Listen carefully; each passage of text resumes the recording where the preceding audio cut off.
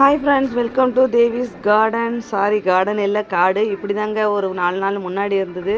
சரியான களை. இந்த ரெயின்லேயே பொறுத்த வரைக்கும் எப்படி மெயின்டைன் பண்ணுறோமோ ஏது பண்ணுறோமோ இல்லையோ, இந்த களை எடுத்துக்கிட்டே இருக்கணும். இல்லைனா இப்படி தான் காடு மாதிரி ஆகிடும்.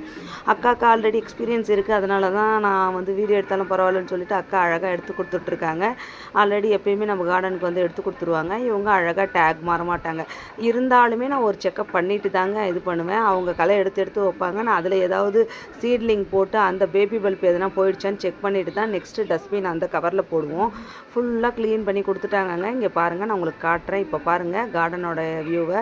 ஃபுல்லாக எல்லாத்துக்கும் ஹேர் கட் பண்ணி விட்டு, அதாவது சொல்லுவாங்கள்ல ஹேர் கட் அண்ட் ஷேவ்ன்ட்டு, அது மாதிரி ஷேவ் பண்ணி ஹேர் கட் பண்ணி அப்படியே மசாஜ்லாம் கொடுத்துட்டு எல்லாம் பண்ணிவிட்டு கார்டனையும் க்ளீன் பண்ணி கொடுத்துட்டு போயிட்டாங்க. அவ்வளோ கிளியராக பண்ணி கொடுத்துட்டு போயிட்டாங்க. ஒரு புல் இல்லை, ஒரு இது இல்லை, கிளியராக இருக்குது. அந்த சீட் பாட் கூட கரெக்டாக விட்டுருக்காங்க பாருங்கள். கட் பண்ணும்போது கூட அந்த சீடு நான் வச்சுருக்கேன், அந்த சீட் பாட் எதுவும் கட் ஆகிடக்கூடாதுன்னு பார்த்து கட் பண்ணி கொடுத்துட்டு க்ளீன் பண்ணி கொடுத்துட்டு போயிருக்காங்க.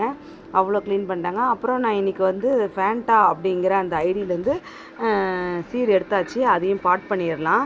அப்புறம் நேற்று பூத்த இந்த பூ, அதாவது மேங்கோ மெலோடி பூத்துச்சு இல்லையா, ஒன்று ஃபியூஸ் ஆகிருக்கு.